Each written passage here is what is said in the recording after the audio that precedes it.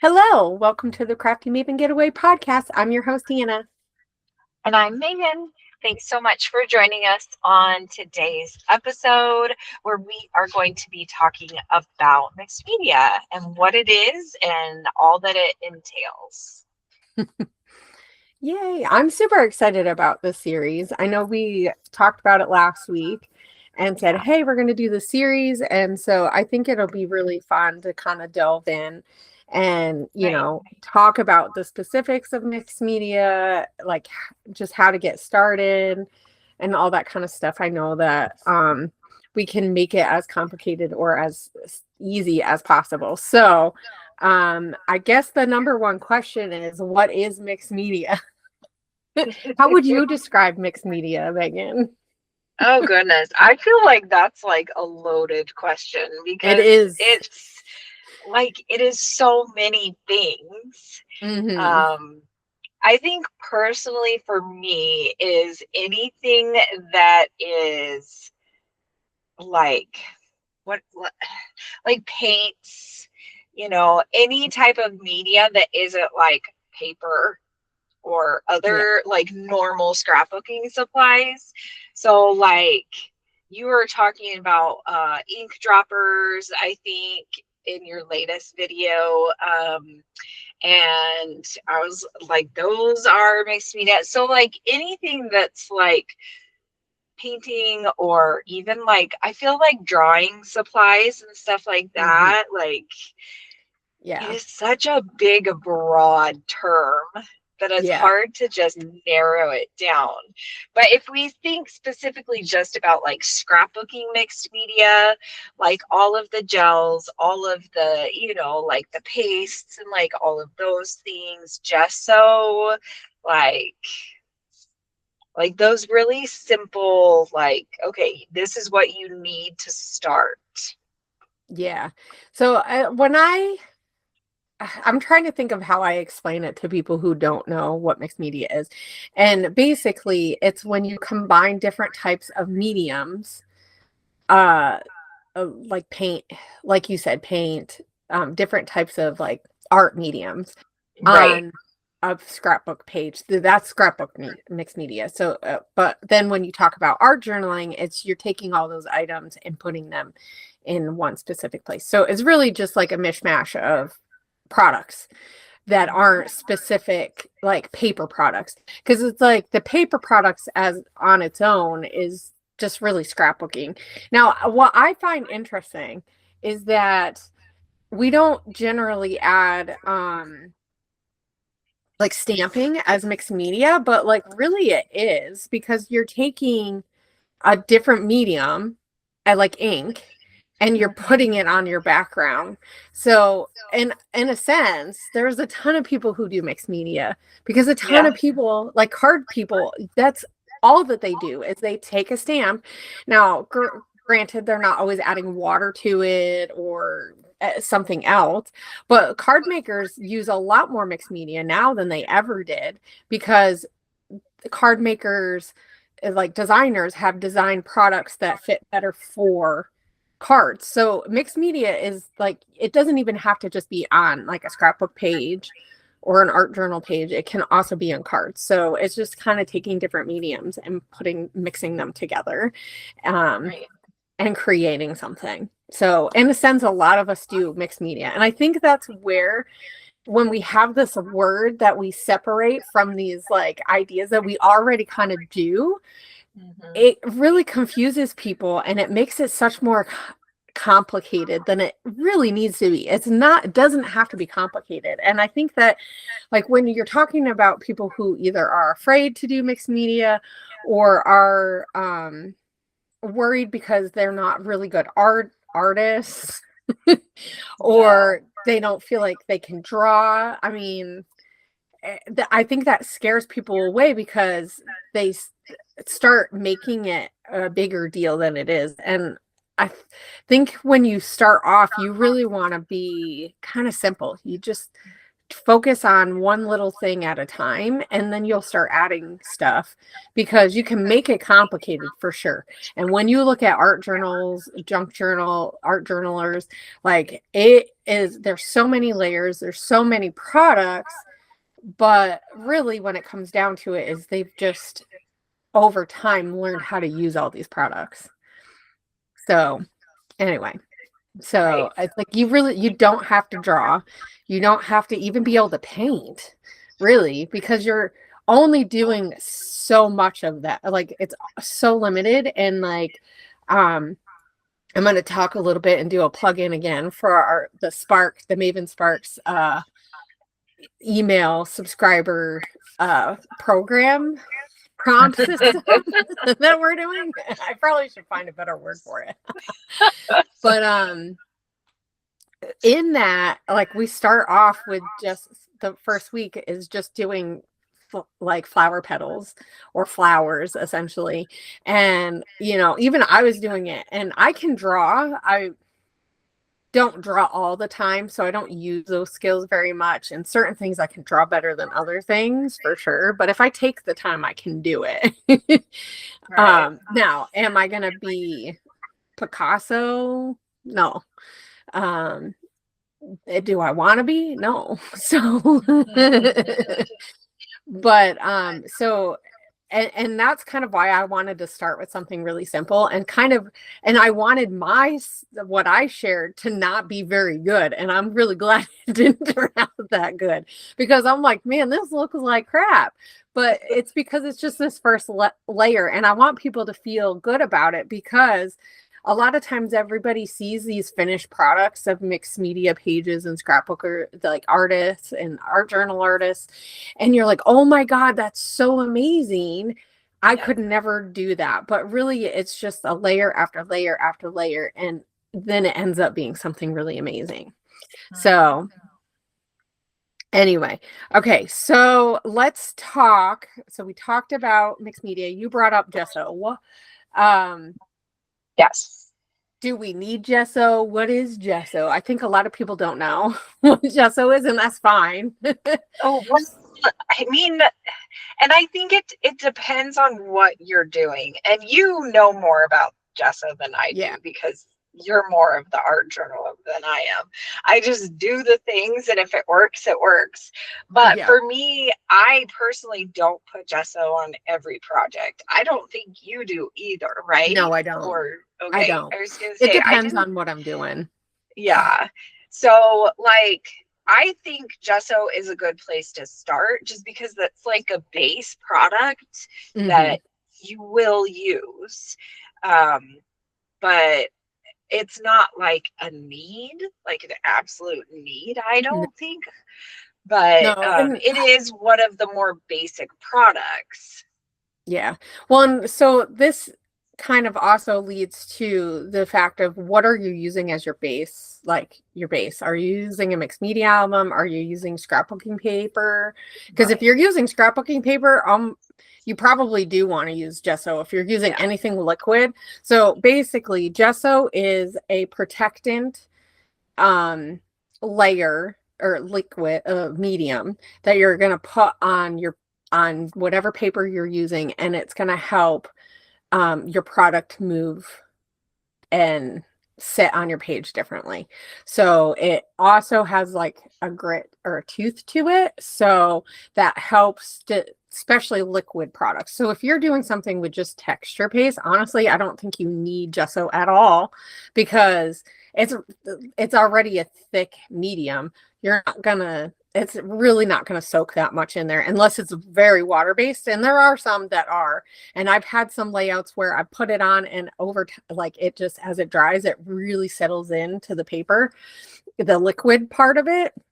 But for the most part, I would say gesso is, if you're going to use something liquid and you want it flowing, right? If you want to be able to mix your liquids together or have them more fluid, and you want that drying time to be longer, because if you just put it on paper, it's going to soak in, and it dries so much quicker. It doesn't mix well with so it's just going to dry. And it'll take a while because it's going into paper, but it'll dry. So it like helps protect your paper, but it also helps your medium move better. But it all depends on what you're doing. So I would say you don't almost need gesso most of the, like all the time. If you're scrapbooking and you're using regular scrapbook paper, like if I use the textured scrapbook cardstock, then I almost always use gesso because that is much thinner, and so it's gonna, anything you add is going to absorb into it, and I feel like it adds a good layer. But if I'm doing something with like acrylic paint, which it doesn't have a lot of liquid in it, honestly, even that doesn't probably need that much. Sometimes I do, sometimes I don't. It just depends. And then the smooth texture paint or texture or cardstock, I sometimes use and sometimes I don't. It depends on what, like, once again, what kind of medium I'm starting off with. And a lot of the art journals have watercolor paper in them, or some kind of paper that is more porous or more textured. And then you almost, sometimes you don't need it either. Like some of them, like I have a Dina Wakley album that is a thinner paper, and it has more of like a waxier coating, and that's better. Like don't think I would use that much liquid products in it anyway. And Dina Wakley almost always uses acrylic paint. So, and then other stuff on top of that. So I think this is where like kind of gesso is like I think people want to put gesso at the top. Like, oh my gosh, I got to think about gesso, but really you got to think about your paper first. You want to think about your paper and then go, do I need this?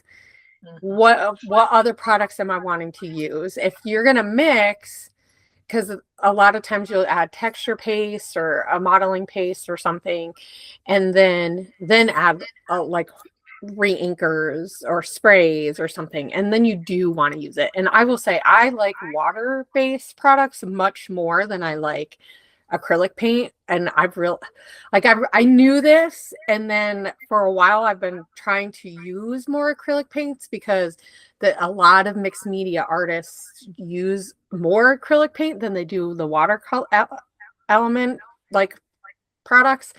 And I realized, like, especially recently, I've been using some of my old stuff and using reinkers, and I'm like, no, I really love that watercolory look. But anyway, so I think it just depends on what paper you're using and what kind of products you're using. So don't, like with gesso, I wouldn't even say that's on your list that you have to have right away. Maybe. But I think it just depends on what kind of stuff do you want to play with. So let's talk a little bit about what do I need to start off with and what kind of products are the best products when you're first starting off? Because I think starting off is much different than when you've been going on for a while. Like I've been doing mixed media for years, and what I started off using isn't quite what I'm using. Excuse me. Now. But some of it is the same, and there are certain items that I just always keep in stock for the most part.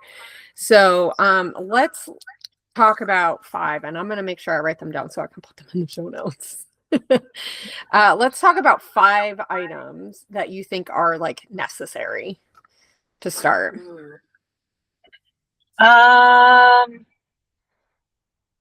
Well, I mean, you need a good art journal.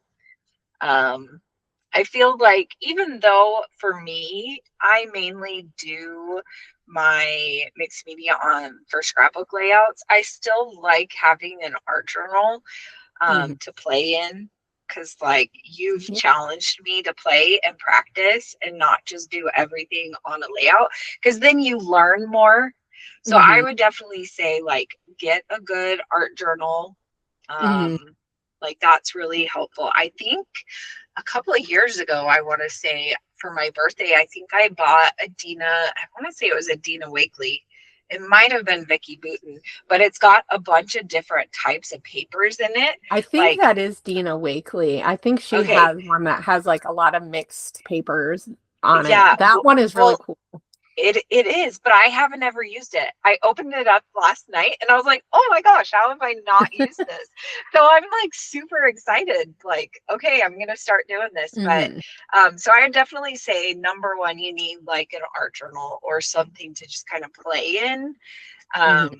And then oh gosh, I would say I think pastes are like my favorite product for mixed media just Okay. because they're really easy. Um, I feel like you really can't go wrong with pastes. Like a lot of times I'll reach for a stencil, put some paste on a layout, and then I just layer on top of it, you know, my photos or whatever else. Hmm. And so I think that is probably my number two project is like a texture paste or, you know, like I'm trying to think of chroma So glaze, like from Brutus yeah. Moreau. Um, So I'm gonna stop you there because here's another little thing that we can put in to kind of help people understand more about mixed media. So there, I would say there is a difference between like texture pastes and like modeling type pastes. And I'm going to specify so that people understand because I don't think we talk about this enough. I think sometimes we just put pastes all together. And yeah. yes, they are all pastes for sure, right? They all are pastes, but the ones that you kind of are talking about, like the Brutus Monroe one, like the chroma paste. I know Vicky Booten for a while had some of these types of pastes. I would even put Simon Hurley's pastes in this. Yeah. Prima Yeah. has some with Finnabar that are like more specialty. And these are generally like colored, I would say, or have something in them. And they dry different. So they dry more glossy, if you will, as opposed to like matte. And so I would say modeling pastes are just a white or clear based paste that dries matte and they absorb a lot more other medium that you add to your page, especially liquids. So this would be like just a textured whip paste. I know Ranger has some, like with Tim Holtz, they've done some. I like the Crafters Workshop. They have a really good whipped one that looks like frosting. Believe me, it does not taste like frosting. I know, not to say that I tasted it, but you know, it gets on your hands. Like sometimes you get it in your mouth. It, it is not edible.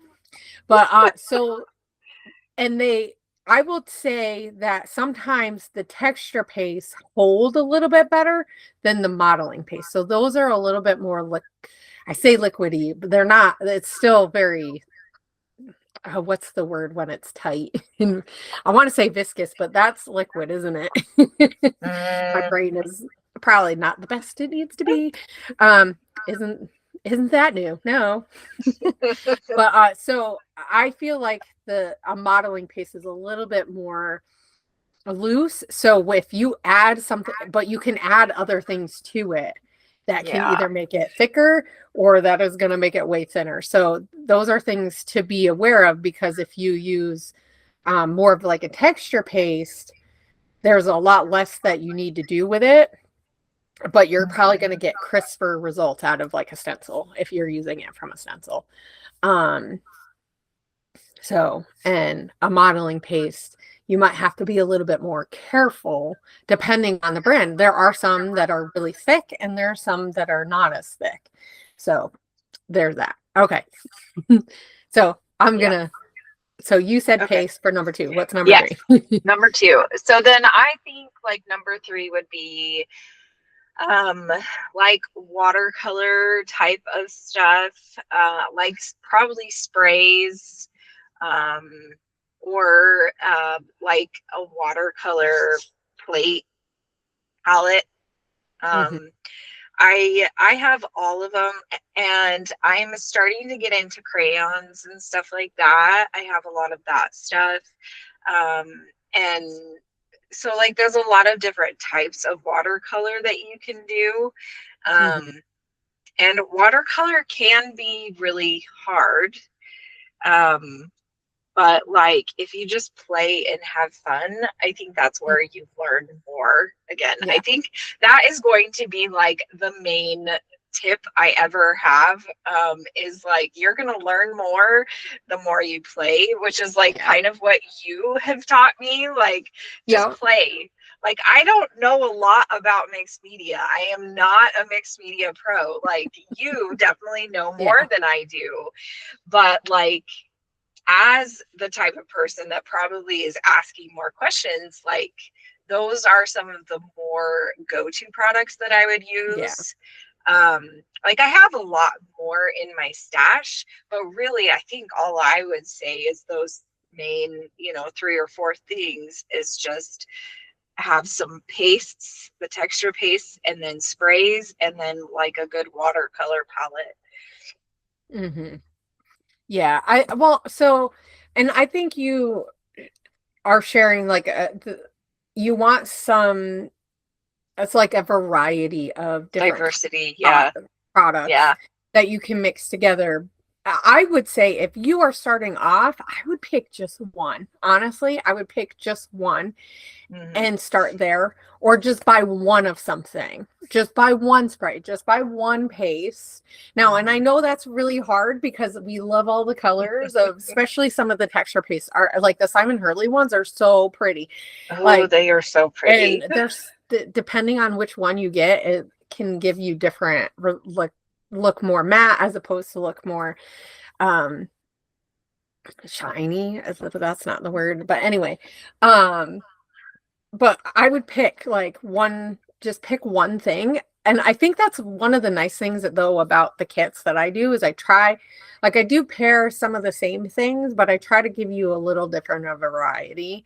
So it's not Yeah. all the one type. So you're not stuck going, oh my gosh, I hate acrylic paints.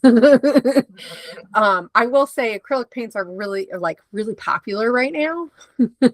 I feel like the watercolor aspect isn't, but it's really easy to make other products be watercolor. And I will say that. So don't, you got to think broad and not narrow in, because a lot of people will say, oh, watercolors. And so you think, oh, I got to get a palette. And I will say, I started off with a palette, and honestly, I hate using a watercolor palette, because one, not all watercolors are equal when you get the palettes, and generally they're a lesser quality. So then you're using something, and not to say that it can't look good and that, but and it is a good place to start, but I will say the better quality of a product that you use, you're gonna like the results better in the long run. Like it might take you longer to learn it a little bit. So that is something to think about, is that's why I say just get one thing. Like with watercolors, I'd almost say get like some kind of spray or re-inker and use that, and then go, okay, do I want to delve into this area? And you kind of pick a little area for a little while, because otherwise you end up spending so much money. Like I will say mixed media is like a money sucker best, Oh, yes, it because you is.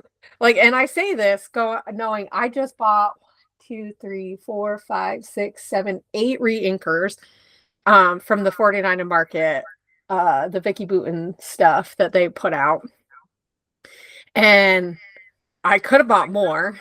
And then recently I just was on, and I was really disappointed because I went on to Pink Fresh Studio website because I bought some their new line, and I was like, oh, I'll get some re-inkers from them because it matches their color, their paper lines kind of match their color palettes.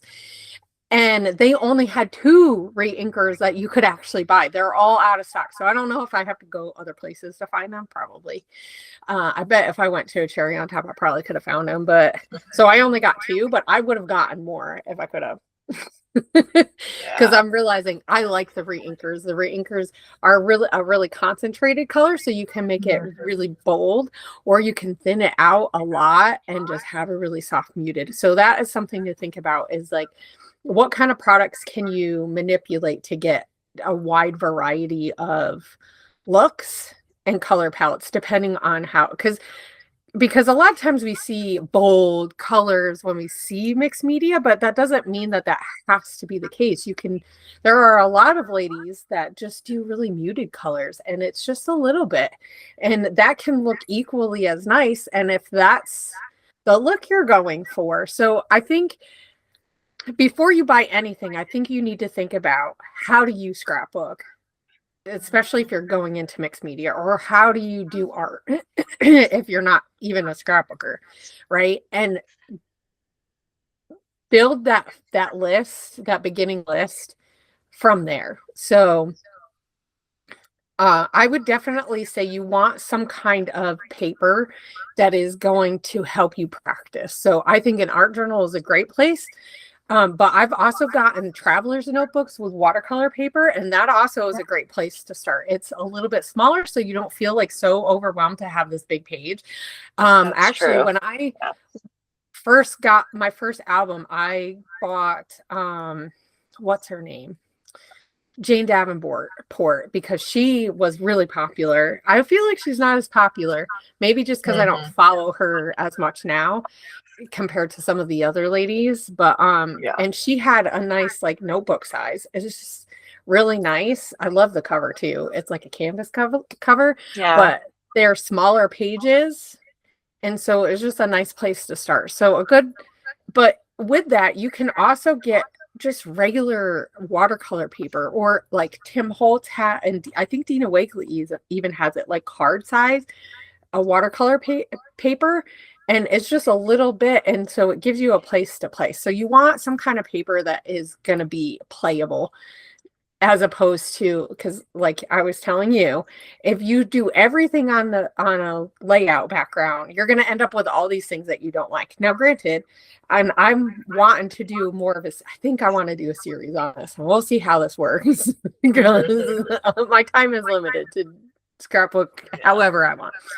But I have a ton of mixed media backgrounds that I've started and just put in a pile because I'm like, I don't really like it, or I'm not really feeling it. And over National Scrapbooking Day weekend, I took one of those that I didn't like, and I drew circles on it, and I cut out a whole bunch of circles, and now I have this amazing, really fun layout that I did more mixed media on. And I got to use that pattern paper, or that paper that I created, even though I didn't really care for it to begin with.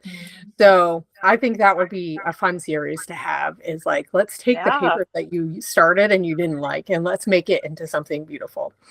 Because I think all of us mixed media artists, that's what you do. You end up making and playing, and then you put it off to the side because you're not sure how you want to finish it, or you're not like super thrilled with it, because the point is to play, but you don't want to just throw all this stuff away. So that's why like an art journal is a great place, because you can always add. I would definitely actually put gesso on a list of something, but I think you only need like one kind. So I'm gonna be posting, it'll probably already be posted, so I'll link it, a video on different types of gesso and what you can use for the types of products that projects that you want to do. So one thing we didn't really talk about is the types of paper. So let's kind of do that real quick, and then maybe next week we can talk a little bit more about some of the other products and stuff, because we can build on this, and just because I want to make this a really good series for people who, especially who are just starting off, but also people who are doing it, and maybe they can add in the comments like some things that they like to use, because there are so many different products and so many different areas in which you can explore mixed media and art journaling. Yes. There's a lot. It's insane. Okay, so when we're talking about art journals, because we are talking about papers, there are a few different kinds of like more mixed media papers, and I would say like watercolor paper is probably pretty high up on the list of ones that I would consider, that I say you should have some kind of watercolor paper. A lot of the art journals I feel like are in watercolor paper, and the thicker the better if you're using more liquid. If you're not using liquid so much and you're using like acrylic paints or pastes more, those I think you can get away with a much thinner paper. So But there is cold press, hot press for watercolor paper. I don't know, Megan, do you even know? Because I had to look it up because I kind of have an idea. Like I know that the rougher the and thicker, the more you're going to use liquid on it, and the thinner and smoother is you're not going to use that. That's Right. kind of Yeah. like, oof, that scared me. And I knew it was coming too.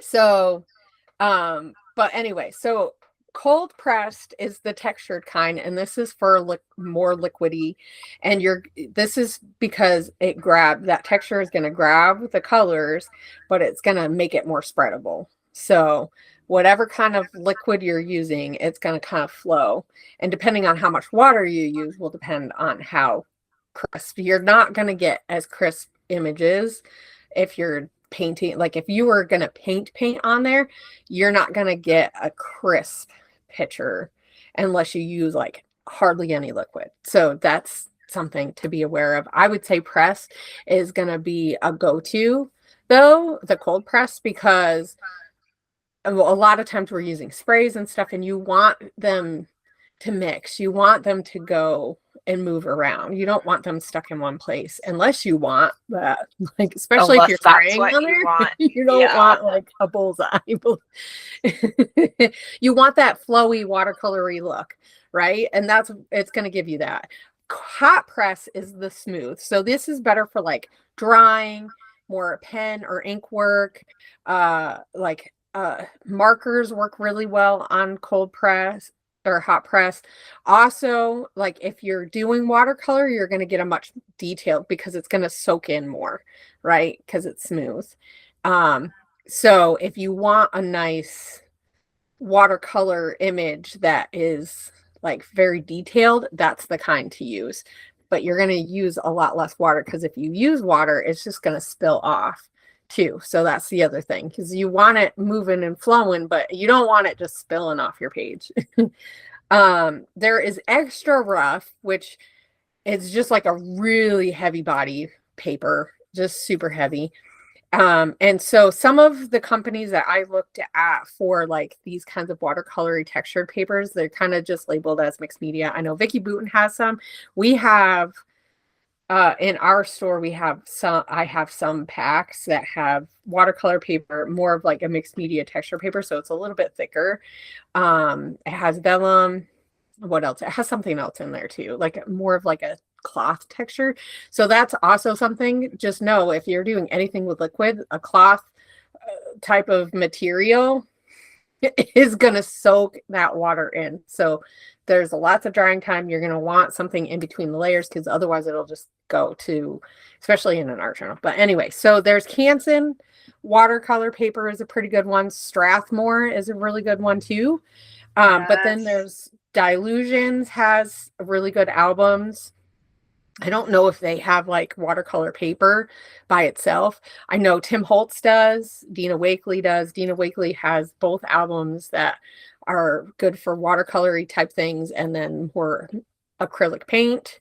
And then Stamperia has some really good watercolor ones too. I had some small ones. I don't know if I have any more because I didn't have that many to begin with. So I know our store, I need to get more albums and some tools and stuff. And we can talk about tools next time too. So those are kind of like the big ones. Canson and Strathmore also have mixed media books. I'm not sure how theirs looks compared to some of the brands that we kind of know from Ranger. Right. Ranger does a really good job. Prima I don't know if they have any at all, because they have a ton of products that are awesome, and like, but I don't think they have as many I don't think they have albums at all. I'll have to look into that. But anyway, so those are just some companies. I mean, you could also, I know you bought one at a craft fair. You got like an art journal-y type book, right? That had the leather cover, or was it just the cover? And you add the pages to it. I want to say it was just the cover. Okay. It was like a leather cover. Yeah. Well, I know that there's a lot of like, especially Etsy is probably a really good place to look for this. Yeah. I would definitely check and make sure that they make it. But like craft fairs are a really good place because there's a lot of people that will make their own watercolory type notebooks, and usually they do an amazing job. So like that's also something to look at, because then you get a really nice cover. If you get ones that are movable, like I know the one that I got you, who was that, Elizabeth Oh something, yeah. Is it uh Moore? Elizabeth maybe Moore? Elizabeth Moore, that might be. She has a ton of mixed media type Yeah. stuff like that. They and I don't know that much. They're more Australian based, I think, but nowadays it's so easy. It's so is Stamperia, I think. I think they're out of Australia or something like that. But anyway, so those are some options for different types of albums and stuff that you might be looking for. Yeah, if you don't have, because art journals sometimes are spendy, Yeah. pricey. So, like, if you don't have the funds, just grab, like you were saying, like Strathmore or Canton. You can get those at like Michael's. You can get them at Mhm. Walmart. Like, you can Yeah, get them and you can just anywhere cut these it days. like if you want to make an album out of it. Like, so I have a small leather book that I got from Elizabeth Moore's shop, and Mhm. I just cut papers to fit in there. So Nice. so Yeah. I actually took cardstock, I think, but you could Mhm. use that, or I took some of the Vicky Booten mixed media paper. I might have did that too. But anyway, you can cut it to fit. And like Right. some albums have a punch, or some have just like strings. So you figure Mhm. like that's a great place to start. Even just Right. using like you said, watercolor paper, or like even just getting a thicker cardstock. You could even do Yeah. that, start off with. Yep. Um, and then just that's where if you're gonna use water, just use gesso on it. So Hmm. Yeah. Yeah, you definitely don't have to have an art journal. Like, no. it's just kind of nice to have that if you can. Because, like, I mean, when I started, you're right, I totally forgot. I bought a ton of traveler's notebooks that had the mixed media paper Hmm. or the Yeah, watercolor Beth paper was in it. doing them back then. Yes, she was doing a lot of that. And that was really nice because I could just buy like a little traveler's notebook Mhm. size. And that is a little bit easier than a big, huge notebook. And then you don't have to start out on this big, Yeah. huge canvas because a lot of times that is harder to use. Yeah. Yeah. Yeah. Yeah. It just feels more intimidating. So just Yeah. scale it down. Start That's why small. even like, you can get a pack of Tim Holtz watercolor sheets. They're like 5 by Oh, yeah. Those are 7. small. I Yeah. don't no, no, they're probably not even 5 by 7. I I was going to don't say know. they're probably They're like 4 by small. 5. That yeah, they Yeah. might They're be four pretty by five, small. but they're just a nice little amount of Yeah. space that you can play around and kind of get an idea. And then from there you can go, okay, do I want to get bigger paper? And like I said, like I think now you can probably still find a little bit of the Vicky Booten stuff, although I would say it's probably going to go out Oh, it's going to go because quick. American Crafts isn't making it anymore. So Yeah. if you can find it, something like that. But I feel like other companies are starting to get on board with making other products like that. And 49 and Market has a lot of good stuff too for mixed media. And they have the 6x8 albums, but they have some older albums that are ones that are like together. So I don't think their papers are as thick on the like the Starburst album that you got that is in the store. I don't think that's as thick paper. So just be aware of that. But like honestly, it doesn't really matter. A lot of times I use the textured water or the texture cardstock, American Crafts cardstock. I Yeah. just use gesso and I just know it's gonna warp a little, and I file my layouts anyway. So if I'm Yeah. moving them around a little bit, they flatten out enough. It's not to me, it's not a big deal. And if Yeah. you really like it that flat, I would say maybe don't use water-based mixed media. Yeah. That Well, like because I was going to say, like, even if you put gesso on, it's still going to warp. yeah, it's still gonna It's warp. not going to be completely flat. Like, yes, gesso helps, but it's not going Yeah. to take that issue away. I know you could put it through, what is it, a laminator? I think some ladies have done Oh, that, like put it through a laminator a little bit and then it uh-huh. like And it kind of, without laminating. I think that's how they do well, it, yeah. but I could be Yeah. wrong. And that can help straighten it out a little bit. Oh, okay. So that's like a little small tip that if you really want it, but it's still going to be a little warped, honestly. So Yeah. I just pile some stuff on it, and when you let it sit overnight, it's good enough. Also, when I'm heating it, I don't just heat it from the top. I heat it from the bottom, and I feel like that helps too. Yes, So definitely. equal it out. Just you have to be careful that you don't burn your paper. I have done that. You But I have. like water, so I use a lot of Yes. water and a lot of sprays. I mean, my time on shimmers, like Oh almost all the sprays gosh. that I have, I've used a lot of. So, and I'm okay with that, but I know not everybody is. All right. Okay, I think that we're good to wrap up for Yeah. today. Yeah. Next week, we'll talk a little bit more about supplies, and we'll just finish up that list so that you guys can have like a small little list of some things. But I would definitely say my tip is use what you have in your room and start there. Like going out and buying away a lot of stuff, I think is kind of, I don't want to say irresponsible because that's no scrapbooking or mixed media purchases are really irresponsible, are they? But I would say use what you have, because like even ink pads, you can add water to it and kind of create something. So Yes. just think a little bit outside of the box, because before you're spending a ton of money, because like you said, like art journals are really spendy. I didn't buy a full art journal right away. It took a Right. little while for me to want to spend 30 or however much it is now, $40 Oh for a really gosh. nice big one. Like I have a really big one and I like it, but it was spendy. And so Yeah. I know it's spendy now and it's heavy. So you're also spending on shipping. Yeah.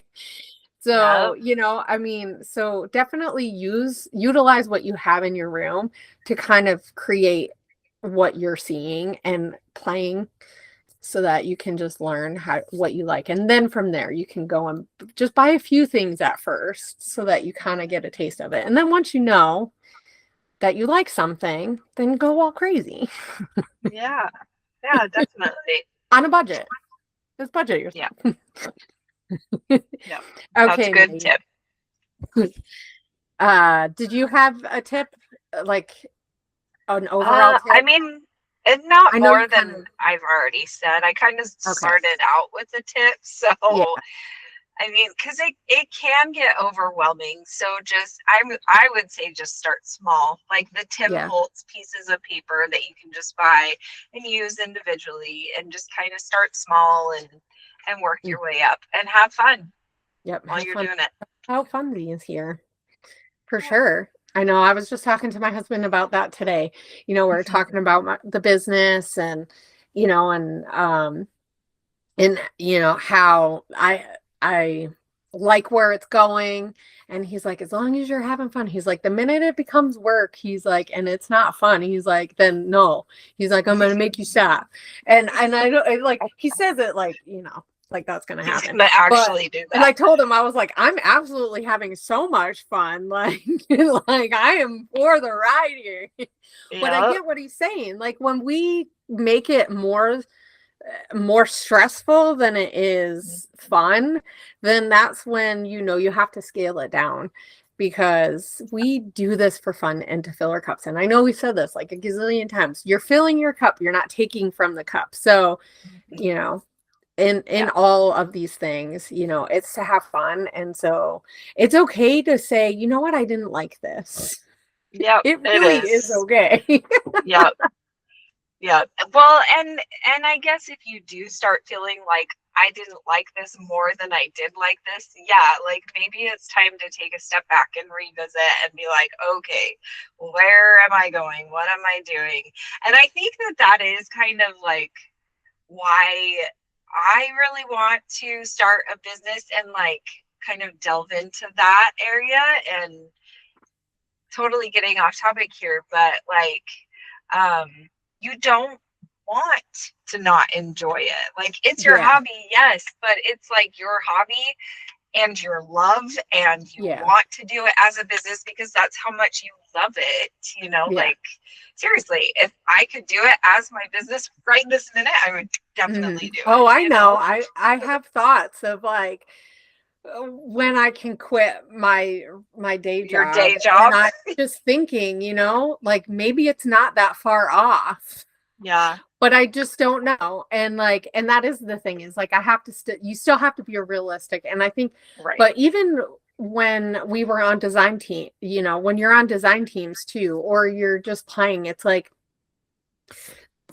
they're like sometimes we think we want to do something like design teams, it's like you think you want to do the work, and then I've seen people like it's just overwhelms them and it gives them a lot of anxiety, and it takes the fun out of it because Yep, there are a lot of exactly. things that you have to do, and there is a lot more expectations, and like that drives some people and it doesn't drive other people. So, and I think like with owning a business that's your hobby, it really just depends on where your strengths are too, because once you start owning a business, and I'll just say this from that standpoint, because it's a lot less of the creating and more of the business.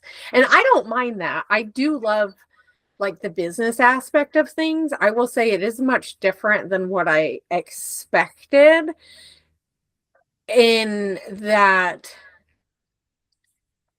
it's a lot more. It's like, oh, I think I know this stuff and I can tell other people how to do it. Which, and then I can see why some people decide, oh, instead of my business being this part, the crafty part, like our friend Beth, she's helping people build their businesses, because that is what she gets enjoyment of, is helping other people figure out and plan. And so it's like you can see how it like changes as you get doing things, and you learn what your real skills are. So, and you froze, Miss Megan. Uh-oh.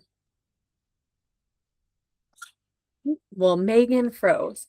So I guess that means we have to end for today. So Megan has disconnected, and so I'm going to finish the episode. Thank you guys for joining me today. And if Megan shows back up, she shows back up. But thank you guys for joining us today. And don't forget to like, comment, and subscribe. And definitely head over to our Facebook group. We have a ton of stuff going on there. And there's a whole bunch of other links for other places that you can follow us. Have a great scrappy week.